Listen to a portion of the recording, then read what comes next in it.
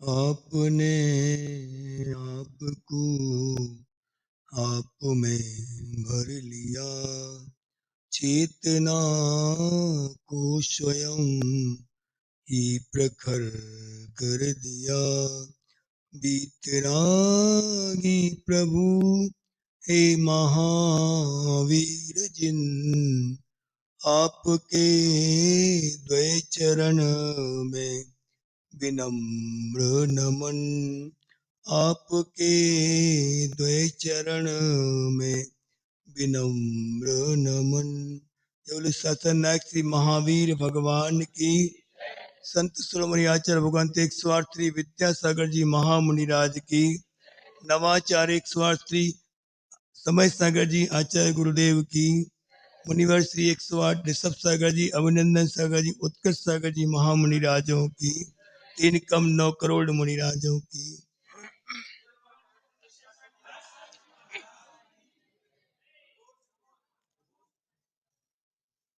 एक बार Arab country से, खाड़ी देश जो कहलाते हैं, जहाँ पर पानी की बहुत बड़ी समस्या है और डीजल का पेट्रोल का बहुतायत में वहाँ पे पाया जाता है। एक व्यक्ति, एक कोई शेख था, भारत आया। अब भारत में कोई मेट्रो सिटी में वो रुका, होटल वगैरह थी जहाँ पे 5 स्टार होटल में उसको रुकाया गया। अब होटल में रुका, उसने कभी इतनी पानी की बहुतायत कभी देखी नहीं थी, कभी पानी देखा नहीं था इतनी मात्रा में कि नहाए धोए, क्योंकि वहां पे हफ्तों हफ्तों तक लोग नहाते नहीं, इतना महंगा वहां पानी है। तो जब होटल में रुका और सुबह सुबह वो वॉशरूम में गया, तो वहां जाके टोटी खोली। टोटी जानते, सब जानते, टोटी तो नल की टोटी जो होती बॉल, वो खोली। जैसे ही खोली, पानी। फिर अगली जगह देखा, वहां भी पानी, सब जगह पानी पानी पानी।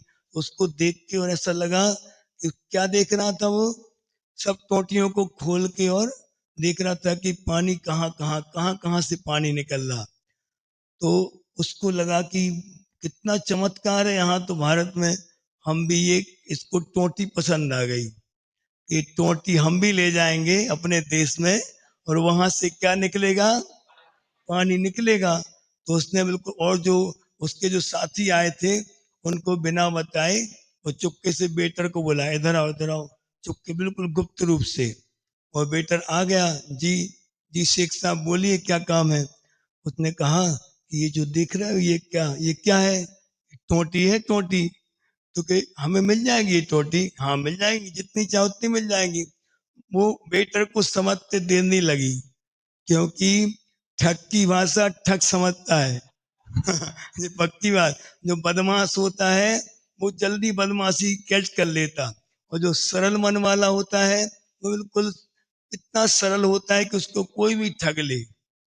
हाँ, आचार्य श्री बोलते थे हम लोगों से कई बार कि ठगा जाना बुरा नहीं है, ठगना बुरा है।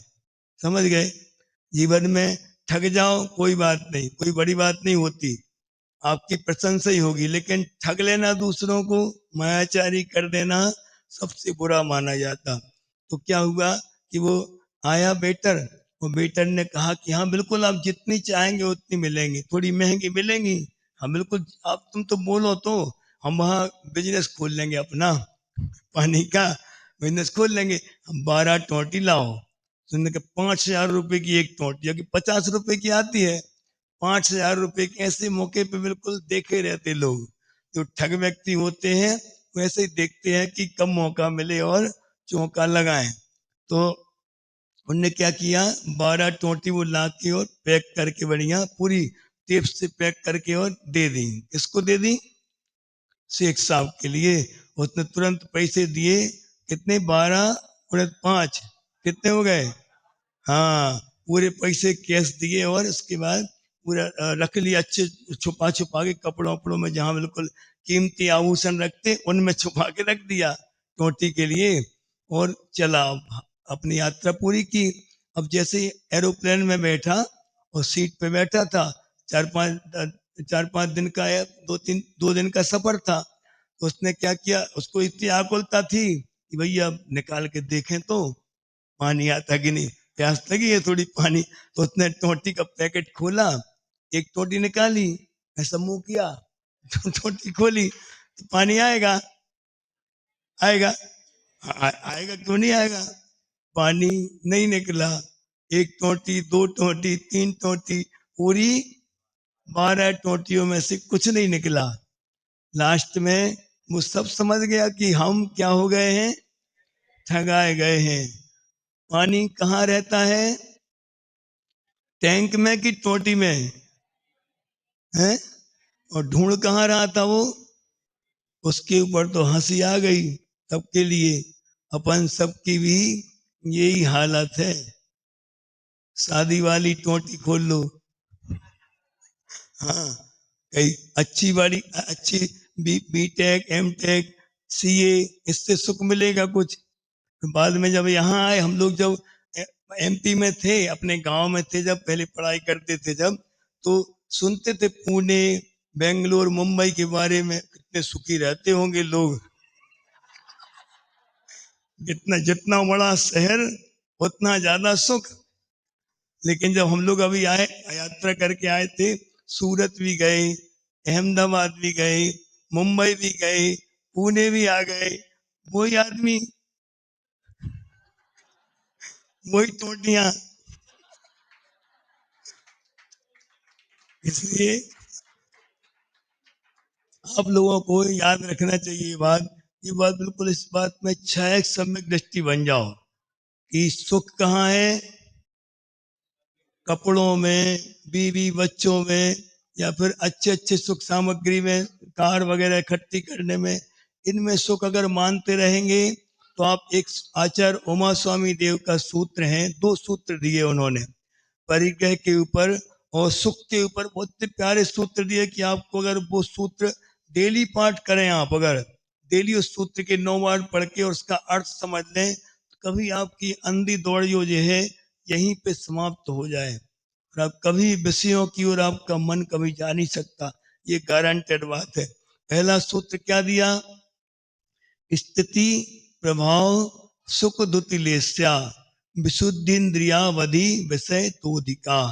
और इसके पहले एक सूत्र दिया, कौन सा? गति शरीर परिग्रहाभिमान तो हीना।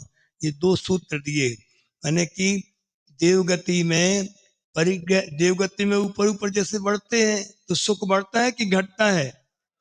ऊपर ऊपर के देवों का सुख बढ़ रहा है, ध्यान रखना। और यहाँ क्या बता रहा है? गति, गति यानी चला फिरी उनकी ज्यादा नहीं होती। जितने ऊपर जाएंगे उतने ही वो नीचे की पृथ्वियों में कम आते, वो लोग आते नहीं कभी, वहीं अपने आप में सुखी रहते। वहां उनका अभिमान भी घट रहा है, परिग्रह भी घट रहा है। अपन क्या मानते कि आज यहाँ, कल लंदन में, परसों अमेरिका में अगर कोई है तो बहुत बड़ा आदमी है, वो तो बहुत बड़ा बिजनेस टाइकून है, समझते कि नहीं? लेकिन उल्टा है सिस्टम। क्या लिखा आचार्य महास्वामी देव ने कि जैसे जैसे ऊपर स्वर्गों में जाएंगे सुख की मात्रा क्या होगी? कई कई गुना बढ़ते क्रम में रहेगी, और परिग्रह की मात्रा कम रहेगी। तुम लोग मुनियों के गुणगान तो खूब गाते हो कि महाराज जी आपने सब कुछ छोड़ दिया, आप कितने सुखी हो गए आप जी, और वो फॉलो कौन करेगा? 6 खूब पढ़ मारी। सबसे ज्यादा अगर तुम जिनवाणी उठा के देखो, तत्वास्तुत्र 6 सबसे ज्यादा खराब हालत में मिलेंगे वो पेज तुम्हें। चावल माल फंसे रहेंगे उसी में, पूजा भी होती जा रही उसी में, रगड़ते जा रहे। आत्म को हित है सुख सो सुख, आकुलता बिन कहिए, आकुलता शिव माही न ताते, शिव मग लागो चाहिए। इसका मतलब क्या हुआ? आकुलता क्या होता था? आत्म को हित, आत्मा का हित क्या है? सुख। सो सुख यानी वह सुख आकुलता बिन कहिए। जहां आकुलता नहीं है वो सच्चा सुख है। और आकुलता कहाँ नहीं है? आकुलता शिव माही न ताते, शिव यानी मोक्ष। सिर्फ मोक्ष में आकुलता नहीं है बस, ताते शिव मग लागो चाहिए। शिव मार्ग में, मोक्ष मार्ग में अपन को लगना चाहिए। ये पंक्तियां, 2 पंक्तियों में सब कुछ कह डाला। अब आपके ऊपर है, आप कितनी आकुलता छोड़ पाते हैं कि वही टोटियों के पीछे भागना है। वो टोटी लगेंगी तो कहाँ लगेंगी, ये बात तो तय है कि वो टोटी कहाँ लगेगी, आपकी आत्मा में लगेगी। तो उसमें से आप जितने पुण्य बांध के लाए हैं उतना मिलेगा। सोचो कि हम आत्मा में लगा लें वो टोटियां और पल्ले में कुछ पुण्य है नहीं, तो क्या होगा, पाप ही निकलेगा। गर्मी के दिन में मान लो नल के नीचे बैठ कर नहाने के लिए अच्छे मूड में, बढ़िया खूब गर्म मौसम है, भयंकर गर्मी है, और टोटी चालू करी तो एकदम खोलता पानी गिरे हैं। ऐसा ही हो रहा अपन लोगों के साथ, सिर्फ यही हो रहा है बस। और फिर इसके बाद अपन किसको दोषी ठहराते हैं, सामने वाले को। दुख अपन ने जो दुख बांधे थे, असाता बांधी थी, उसके कारण दुख मिले, लेकिन जिम्मेदार कौन है, हम स्वयं हैं। लेकिन किसको ठहराते अपन जिम्मेदार, सामने वाले, उसकी वजह से ऐसा हुआ, इसकी वजह से ऐसा हुआ। इससे क्या होता, द्वेष बनता चला जाता और कई भवों तक, कई जन्मों तक वो बैर को बांधता रहता। आंखों से देखा वो कोई चीज अच्छी लगी यानी राग हुआ, राग जैसे ही हुआ तो उसको पाने के लिए हर प्रयास करेगा, पूरी जान जी जान लगा देगा। उसके रास्ते में, उस चीज को पाने के रास्ते में जो भी आएगा उसको वो निपटाता जाएगा, और नहीं है उसके बस का तो बैर मानता जाएगा। इस प्रकार अपना जीवन कैसा चल रहा है अभी, करने को तो धर्म ध्यान कर रहे, जैन कॉलोनी बना रही अलग से सेपरेट, सब कुछ है, लेकिन कितने मात्रा में हम कर पा रहे हैं पुण्य कार्य। आप समझदार हैं स्वयं।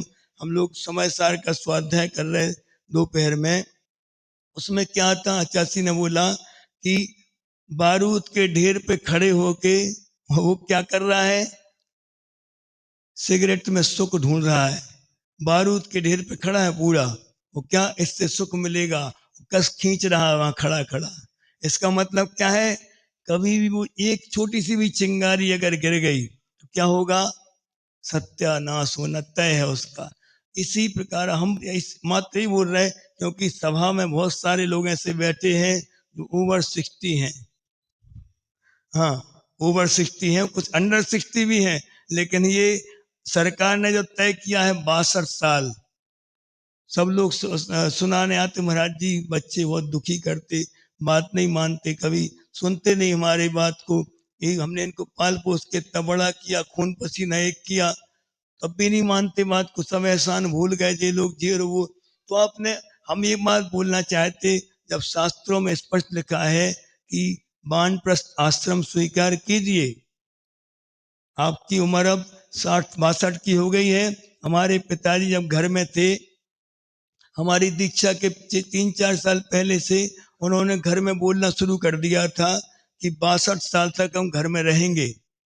62 के बाद जिस दिन 62 के होंगे उस दिन या तो दीक्षा लेंगे या फिर आश्रम में रहेंगे, घर में तो नहीं रहेंगे। हम जिल्लत की जिंदगी नहीं जिएंगे, धक्के खा खा के जीवन नहीं जी सकते। प्रतिमाधारी थे, गुरु जी से 7 प्रतिमाएं ली थी और निर्दोष पालन करते थे अपनी प्रतिमाओं का। कई बार, सैकड़ों बार आचार्य से निवेदन किया दीक्षा के लिए, कई बार किया, लेकिन उस समय ये रुमाल वाली व्यवस्था भी नहीं थी, हाँ क्षुल्लक दीक्षा वाली व्यवस्था नहीं थी, तो आचार्य ने उनको स्पष्ट मना कर दिया। अब 62 साल के जब वो हुए, हमारी दीक्षा के 3 साल बाद भोपाल में आए, पूछा कि आज 62 साल के हम हो गए, हमारा पहले से कमिटमेंट था कि हम 62 तक घर में रहेंगे, आज हम घर त्याग करना है हमें, आप बताओ कहाँ जाएं। तो हमने कहा हम कैसे बता दें आपको, देख लो पहले संगों में जाके, जैसे आपकी रुचि हो उस आपसे देखना।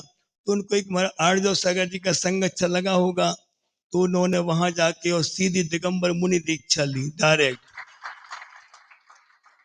तो हम सब ऐसा कर नहीं सकते क्या, जबकि वो ही शरीर है जो भोगों में लगा है, वो ही शरीर। महाराज जी लोग जो यहाँ बैठे हैं आसमान से टपके होंगे क्या जी, इन्होंने अभी तो अपने ऊपर नियंत्रण किया होगा, इन्होंने अभी कॉलेज स्कूल की लाइफ जी होगी, हॉस्टल लाइफ कई, उनके उसके बाद भी उन्होंने वो सब छोड़ा। क्यों छोड़ पाए, क्योंकि वो टोटी समझ गए, ये टोटी ओरिजिनल नहीं है, ओरिजिनल तो अंदर भरा हुआ अपना स्रोत है। उस स्रोत को जितना जितना अपन साफ करते जाएंगे, जितना जितना निर्मल करते जाएंगे, उतना उतना अपने अंदर प्रकाश मिलता जाएगा और हम स्वयं के गुरु बनते जाएंगे। गुरु तो आलम्बन होते हैं, गुरु के माध्यम से दिगंबर मुद्रा मिलती है, लेकिन उसके बाद अपना ही परिमार्जन करके और आगे बढ़ना होता है। आचार्य जी स्वयं बोलते थे कि हम उंगली पकड़ के चलना नहीं सिखाएंगे, दीक्षा आपने ली है, अब आपको अपने व्रतों का पालन करना। हम सबको सीसीटीवी कैमरा नहीं लगाएंगे कि तुम क्या कर रहे, समय पे समय करी कि नहीं करी, प्रतिक्रमण करा कि नहीं करा, तुम जानो। आपको ललक थी, सैकड़ों बार आप आए माथा टेका दीक्षा के लिए, तब दीक्षा मिली। अब दीक्षा मिली तो देखो कितनी दुर्लभता से मिली है। क्या करना है, बैठे बैठे करो जो करना हो, स्वतंत्रता है। इसलिए हम आपसे एक ही बात कहना चाहते हैं, उपदेश का सार यही है कि आप लोग जितना हो सके अपनी आकुलताओं को कम करें, यहाँ वहां जाने से मन को रोकें, क्योंकि विषयों का कोई अंत नहीं होता, अनंत होते विषय। अपनी अनंत जन्म कम पड़ जाएंगे तब भी ये विषय किसी के पूरे नहीं होंगे। इन विषयों से आप विरक्त हो और धीरे धीरे अपने जीवन में संयम की बाहर लाएं। प्रतिमाओं की ओर आप बहुत विशेष ध्यान दें। महाराज जी ने पहले ही बोल दिया कि इस चतुर्मास का एक ही मात्र लक्ष्य उनका कि जितना जितना आप हो सके चारित्र की ओर बढ़ें, स्वाध्याय की ओर बढ़ें। स्वाध्याय करने से अपने परिणामों को समझने के भाव होते कि कैसे परिणाम हम कर रहे हैं और कैसे परिणामों के द्वारा संभाल सकते अपने आप के लिए, ये सब आपको स्वाध्याय के द्वारा विदित होगा। आगे भी अभी तो शुरुआत है ये। महाराज जी के पास एक इतना अनुभव है। 99 में दीक्षा हुई महाराज जी की, दोनों महाराज जी की 99 में दीक्षा हुई। उत्कर्ष सागर जी तो भला ही मुनि दीक्षा का अनुभव नहीं है ज्यादा, लेकिन गृहस्थ में किसके भाई हैं आप लोग जानते हैं किस परिवार से वो संबंध रखते हैं और किस पूरे संघ का अनुभव उनके लिए है। उनकी एक एक झुर्रियों में लाखों लाखों अनुभव छिपे हुए हैं। इसलिए आपको ऐसा संघ मिला है, विशेष संघ मिला। जितना हो सके आप लूट लो, दोनों हाथों से लूटते जाओ। शासननायक श्री महावीर भगवान की बोले परम पूज्य मुनि शेख निराग सागर जी महाराज।